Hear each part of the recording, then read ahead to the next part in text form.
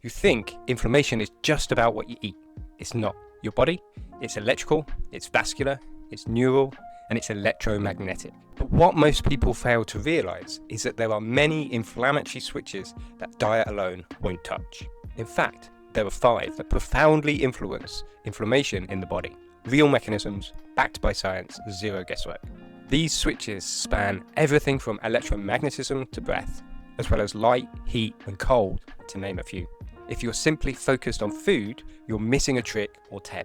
In the next few minutes, I'll share some of these mechanisms, what the science tells us, and how to apply them safely in your life. Plus, a habit stat you can begin running this week. I'm Matt Farr, and for over 20 years, I've been helping people reclaim their energy, reduce inflammation, and fix their sleep. I've worked with CEOs, athletes, everyday folk, and sold over 12,000 books and courses. Now, the problem with most approaches to inflammation is that the protocols stop at diet. They ignore the fact that your mitochondria respond to light, your nervous system talks directly to your immune cells, that what touches your skin shapes the way cells work. Now, these aren't fringe ideas, they're backed by science and data. The crazy part is that despite these findings, most people keep chasing foods and supplements to address their inflammation whilst ignoring the systems that control how it gets expressed in the first place. But don't be most people. So let's get started with the first mechanism.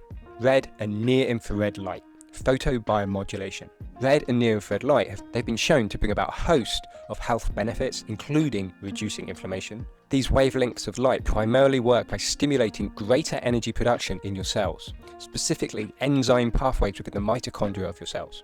The result? They increase membrane potential, more ATP, the molecule that fundamentally fuels your body, and increases your antioxidant defenses. Now, if you've watched my YouTube video on the real causes of inflammation, then you'll already know that increasing membrane potential and antioxidant levels can be a potent way to neutralize and even protect against inflammation. Think of it like giving your cellular power stations a voltage boost. More output, better defense systems, calmer inflammation. The evidence of the benefits of red light spans across all areas of the body, including the skin, muscles, joints, mucosa, and even the brain.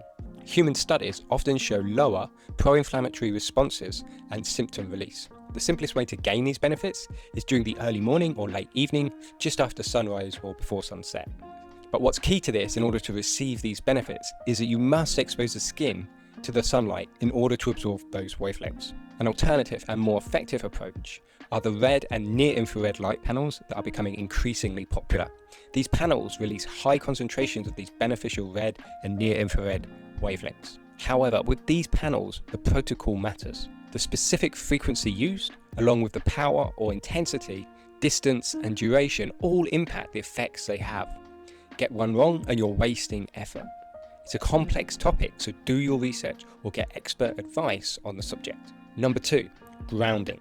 Bare skin, earth, that's it. Sounds simple, maybe even silly, but here's the reality. Your body is electrochemical in nature, meaning the way electrons move through the membranes of your cells and through your body, aka electricity in the body. Modern living exposes your body to electrical imbalances. Synthetic shoes, electromagnetic fields, toxins, constant indoor time. The effects of our modern artificial environments, alongside little contact with the Earth's natural stabilizing charge, creates this imbalance. The Earth carries a mild negative electrical charge. When you touch it, such as barefoot on the grass, sand or soil, electrons or negatively charged ions flow into your body. And the effect of these can neutralize a buildup of positive charge associated with inflammation and oxidative stress. Now, this isn't just woo. In one lab study, 2 hours of grounding increased the zeta potential of red blood cells. In other words, the red blood cells carried a stronger negative charge, which means they repelled each other more. They clumped less, making the blood thinner, which means better blood flow, less stickiness, and improved oxygen delivery. Those that ground regularly report better sleep, less pain, steadier cortisol rhythms, amongst other benefits. But these benefits in particular will help to lower inflammation. Although the early research is promising, it's not as yet fully embraced by the mainstream. But the tide is turning as more evidence emerges. So how do you ground? Simple. Bare feet on soil, grass or sand. 10 to 20 minutes most days, or where you can. If you're stuck indoors a lot, you can use earthing mats, but just ensure that they're properly earthed. It's simple, it's cheap, with very little downside. Now, if you're finding this video helpful and would like a more comprehensive look at some of the main causes of inflammation and what you can do to reduce it, please check out my free anti-inflammatory reset protocol. Just comment fire below and I'll send it to you. So next, time-restricted eating. TRE. Now, you've heard of intermittent fasting. The trouble is most people do not get half the benefits because of how they do it. The kicker, it's not only about how long you fast, but critically, it's when you stop eating. By eating earlier, it's been shown to produce fewer late evening blood sugar spikes, less oxidative stress, better circadian alignment for the enzymes that process fuel, and your mitochondria get proper time for maintenance. And crucially, it allows your gut to heal a lot more overnight, which can be a main trigger or a main cause for inflammation in the body. Now, all of these benefits will help to lower inflammation.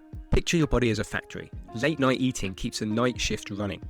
No time for repairs, no time for deep cleaning. In short, whilst the focus of TRE is on limiting your eating window to no more than 12 hours in a day, ideally much less, perhaps even 10 or 8 hours, what's most interesting in regards to inflammation is that better results are seen when the eating window occurs earlier in the day, such as breaking the fast at 8 AM rather than 11 AM. Now, when it comes to starting out, it's best to start slow. Start with a 12-hour fast, maybe 7 at night till 7 in the morning. If it suits you, try a 10 to 12 hour eating window skewed much earlier in the day.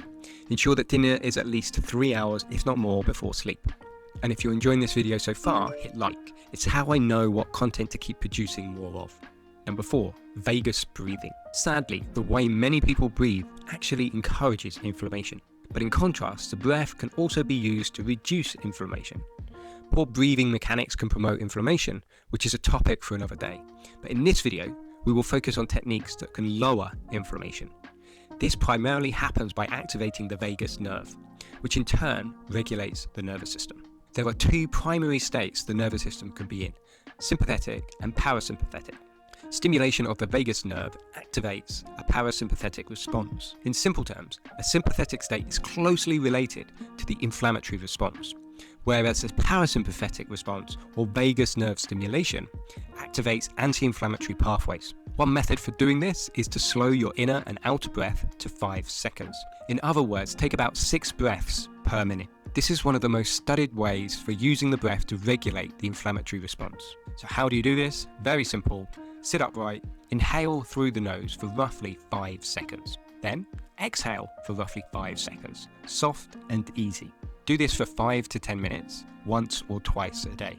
Mid-afternoon and pre-bed work well for this technique, as it will also help to regulate your energy levels, calm the body, calm the nervous system, reduce stress. Now, if you feel lightheaded during it, keep the rhythm, but breathe smaller volumes. Now for the final mechanism. So the last switch is heat therapy, possibly the most underrated.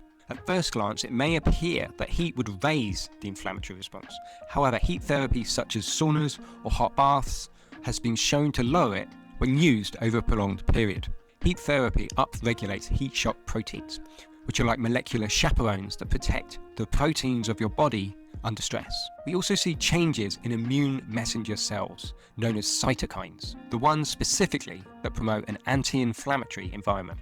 Although there is some evidence that initially they can actually increase more inflammatory cytokines, through repeated sessions done regularly, they are actually shown to reduce them. Long-term studies in Finland have shown that regular sauna, used for at least 4 times a week, reduces risk of cardiovascular disease dramatically, which is a common example of an inflammatory condition. If you've never done saunas or hot baths before, begin with just 10 to 20 minutes, then cool down properly afterwards. Build to 2 to 4 sessions weekly if tolerated over time. Eventually, you want to aim for about 20 minutes at a temperature that you can just about tolerate for that time frame. So that's the mechanisms. Let's now look at the habit stack. So you've got the evidence now, and with a little discipline, you can fit them into your life. For example, in the morning, start with some short red or near infrared light exposure.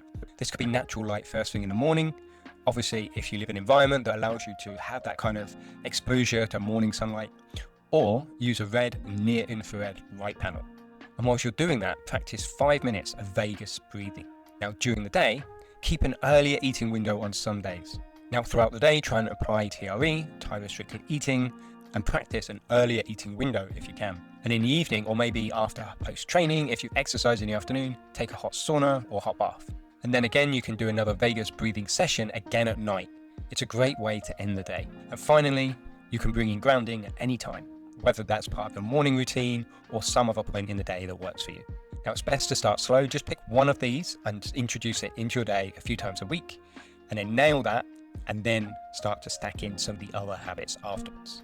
Now, if you want to keep watching videos like this on topics like inflammation, fatigue, sleep, nutrition, longevity, I'm going to be sharing many more, so hit subscribe and activate the bell and you'll be notified when those future videos are released. So let's summarize. Food matters, it always has, but your body isn't just a biochemical system, it's electrical, circadian, vascular, neural, electromagnetic. And if you tune those switches, the same stress will do much less damage. Now, the interesting part is most people will keep obsessing over elimination diets while ignoring the systems that control where their inflammation gets expressed in the first place. Don't be most people.